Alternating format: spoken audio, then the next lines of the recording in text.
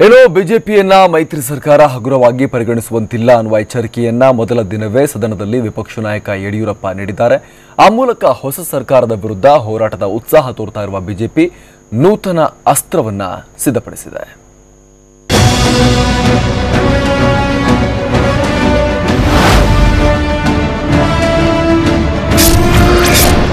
ನೂತನ ಮೈತ್ರಿ ಸರ್ಕಾರ ಹಣಿಯಲು ಬಿಜೆಪಿ ಹೋರಾಟ. ಸರ್ಕಾರದ ವಿರುದ್ಧ ಜೆಡಿಎಸ್ ಪ್ರಣಾಳಿಕೆ ಅಸ್ತ್ರ ಪ್ರಯೋಗ.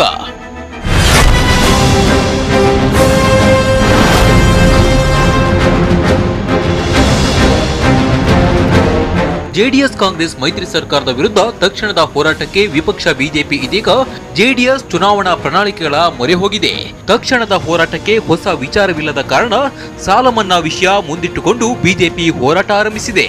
ಜೆಡಿಎಸ್ ಚುನಾವಣಾ ಸಮಯದಲ್ಲಿ ಕೊಟ್ಟಿದ್ದ ಭರವಸೆಗಳನ್ನೇ ಅಸ್ತ್ರವಾಗಿ ಬಳಸುತ್ತಿದೆ.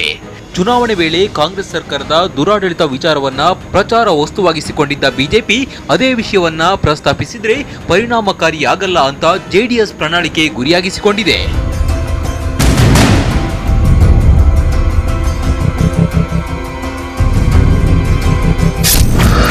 ವಚನ ಭ್ರಷ್ಟತೆ ಅಂಶ ಕೈಗೆತ್ತಿಕೊಳ್ಳಲು BJP plan.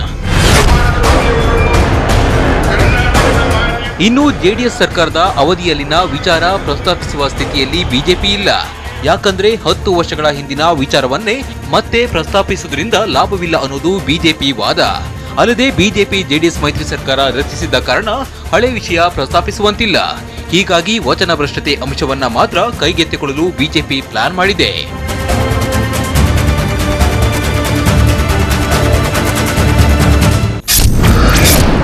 CM H D. Kumaraswamy ಮಾತ್ರ ಟಾರ್ಗೆಟ್.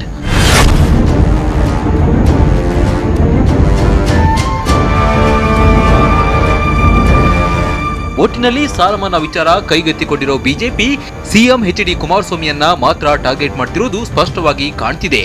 ಹೀಗಾಗಿ ಸರ್ಕಾರದ ವಿರುದ್ಧದ ಹೋರಾಟದಲ್ಲಿ ಕಾಂಗ್ರೆಸ್ ಪ್ರಣಾಳಿಕೆಯತ್ತ ಗಮನ ಹರಿಸದೆ ಜೆಡಿಎಸ್ ಪ್ರಣಾಳಿಕೆಯನ್ನೇ ಅಸ್ತ್ರವಾಗಿಸಿಕೊಳ್ಳಲು ಬಿಜೆಪಿ ಮುಂದಾಗಿದೆ. ಆದರೆ ಬಿಜೆಪಿ ಪ್ಲಾನ್ ಎಷ್ಟರ ಮಟ್ಟಿಗೆ ವರ್ಕೌಟ್ ಆಗುತ್ತೆ ಅನ್ನೋದನ್ನ ಕಾದು ನೋಡಬೇಕಿದೆ.